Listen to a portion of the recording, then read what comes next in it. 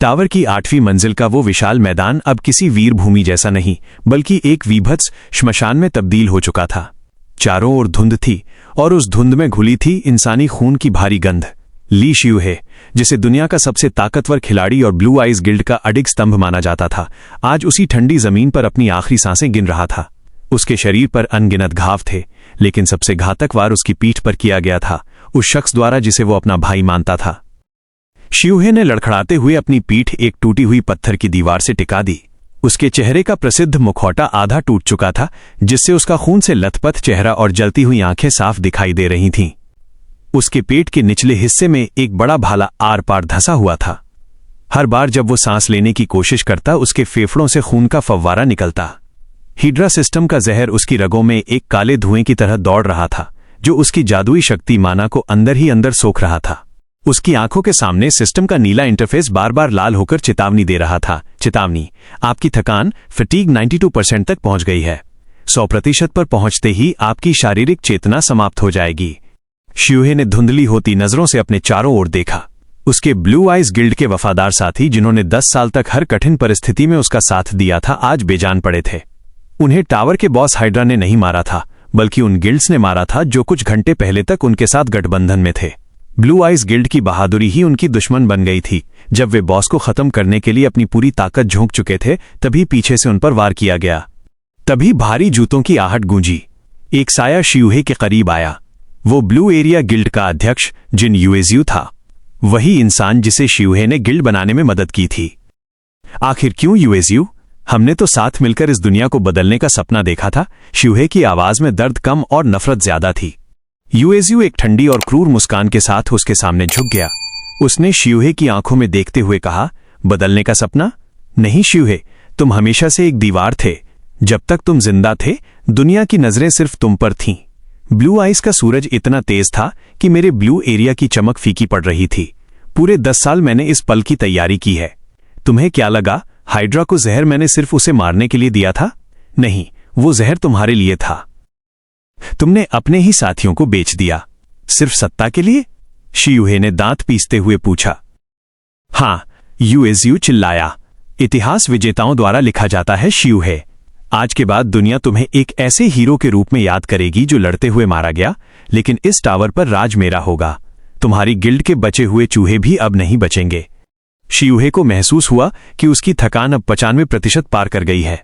उसका शरीर भारी हो रहा था, जैसे कोई उसे जमीन के अंदर खींच रहा हो। लेकिन तभी उसने देखा कि दूर कोने में उसके गिल्ड के 4 सदस्य अभी भी सांस ले रहे थे, जिन्हें दुश्मन के सैकड़ों सैनिकों ने घेर रखा था। एक लीडर होने के नाते वो उन्हें मरते हुए नहीं देख सकता था। दोस्तों, क्या आपको लगता है कि एक सच्चे दोस्त की गद्दारी से बढ़कर भी कोई दर्द हो सकता है? कहानी में एक ऐसा मोड़ आने वाला है जो आपकी रूह कंपा देगा। अगर आप भी ली शियूहे के प्रतिशोध को देखना चाहते हैं, तो अभी के अभी इस चैनल को सब्सक्राइब करें। आपके एक सब्सक्राइब से हमें ऐसी और रोमांचक कहानियां लाने की ताकत मिलती है। नीचे कमेंट में जरूर लिखें, गद्दार को सजा मिलनी चाहिए। शियूहे ने अपने कांपते हाथों से अपने बैकपैक की गहराई में हाथ डाला और एक अत्यंत दुर्लभ वस्तु निकाली, 8 फिंगर्ड फैन, 8 उंगलियों वाला पंखा।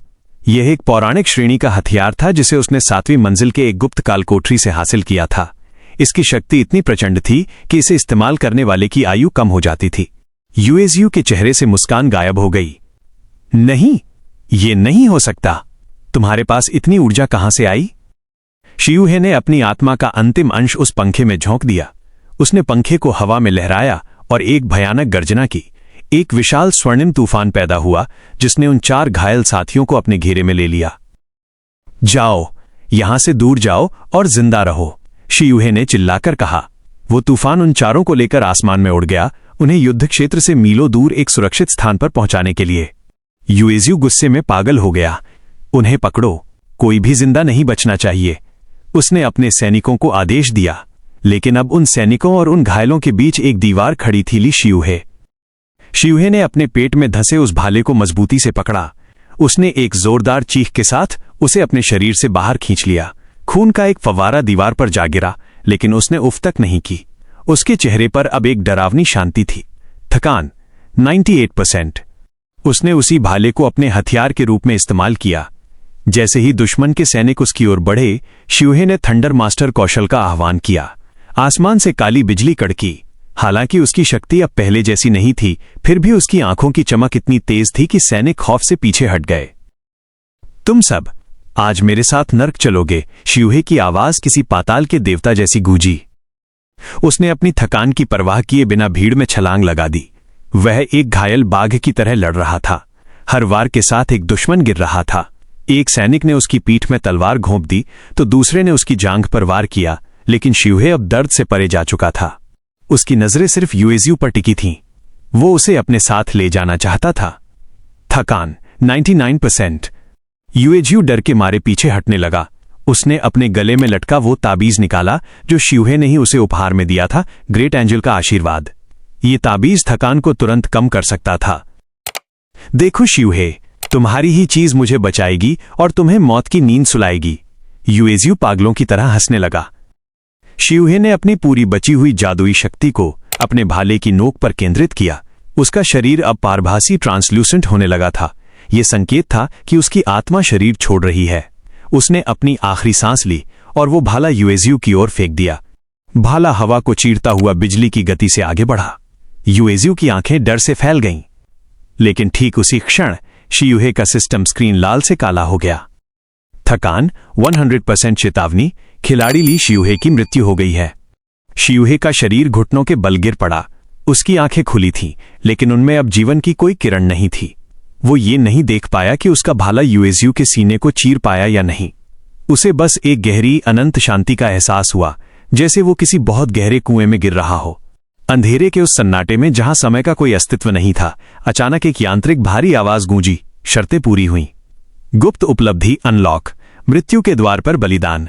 छिपा हुआ कौशल सक्रिय हो रहा है। समय का चक्र माइनस पुनर्जन्म। अचानक शियूहे को एक तेज झटका लगा। उसकी आंखों के सामने हजारों साल का इतिहास एक सेकंड में घूम गया। उसे लगा जैसे उसका शरीर वापस जुड़ रहा है। जब उसकी आंखें खुलीं तो वो टावर की उस खून से सनी मंजिल पर नहीं था। वह एक आरामदायक बिस्तर पर था। धूप खिड़की से अंदर आ रही थी। उसने अपने हाथ देखे, वे जवान थे। उन पर कोई घाव नहीं था, कोई जहर का निशान नहीं था। उसने मेज पर रखे कैलेंडर को देखा। उसकी आंखें फटी की फटी रह गईं। वो ठीक 10 साल पीछे आ गया था, उसी दिन जब टावर पहली बार दुनिया में खुला था और उसने ब्लू आइज गिल्ड की नींव रखी थी। शियूहे के चेहरे पर एक डरावनी मुस्कान उभरी। युएजियू, इस बार खेल के नियम मैं लिखूंगा। इस पुनर्जन्म के साथ ही शियूहे के दिमाग में टावर की हर मंजिल का नक्शा, हर बॉस की कमजोरी और हर गद्दार का चेहरा साफ था। वो जानता था कि युएजियू अभी एक साधारण खिलाड़ी होगा जो शायद किसी छोटे गिल्ड में शामिल होने की कोशिश कर रहा होगा, लेकिन शियूहे उसे इतनी जल्दी नहीं मारना चाहता था। वो चाहता था कि युएजियू सफलता के शिखर तक पहुंचे और फिर उसे वहीं से नीचे गिराए, जैसा उसने शियूहे के साथ किया था। शियूहे अपने बिस्तर से उठा और आईने के सामने खड़ा हुआ। उसकी आंखों में वो पुरानी मासूमियत नहीं थी, बल्कि एक ठंडी गणना थी। उसने अपने सिस्टम को चेक किया। उसके पास अब भी 8 फिंगर्ड फैन था, लेकिन वो लॉक था। उसे अनलॉक करने के लिए उसे फिर से उन मंजिलों को पार करना होगा, लेकिन इस बार उसके पास फ्यूचर नॉलेज, भविष्य का ज्ञान था। उसने अपने कमरे से बाहर कदम रखा। वो उस छोटे से अपार्टमेंट में था जहां वो 10 साल पहले रहता था। गरीबी और संघर्ष के दिन, लेकिन यही दिन उसकी ताकत थे। उसने तय किया कि वो इस बार ब्लू आइज गिल्ड को अकेले नहीं, बल्कि दुनिया के उन अंडरडॉग खिलाड़ियों के साथ मिलकर बनाएगा जिन्हें पिछले जीवन में नजरअंदाज कर दिया गया था। तभी उसके फोन पर एक नोटिफिकेशन आया। टावर का पहला ट्यूटोरियल मिशन शुरू होने वाला था। शियूहे ने अपनी मुट्ठियां भींची। युएजियू, इस बार नर्क तुम्हारे स्वागत के लिए तैयार है। तो दोस्तों, कहानी का ये पहला अध्याय यहीं समाप्त होता है। क्या शियूहे इस बार युएजियू को शुरू में ही खत्म कर देगा, या वो उसे तड़पा तड़पा कर मारने के लिए एक बड़ा जाल बुनेगा? आप क्या चाहते हैं? कमेंट में जरूर बताएं। अगर आप इस कहानी का अगला भाग, नेक्स्ट पार्ट देखना चाहते हैं तो चैनल को अभी सब्सक्राइब करें और वीडियो को लाइक करें। याद रखें, आपकी एक प्रतिक्रिया हमें यह बताने में मदद करती है कि आप इस रोमांचक सफर में हमारे साथ हैं। मिलते हैं अगले भाग में, जहां शुरू होगा प्रतिशोध का असली तांडव।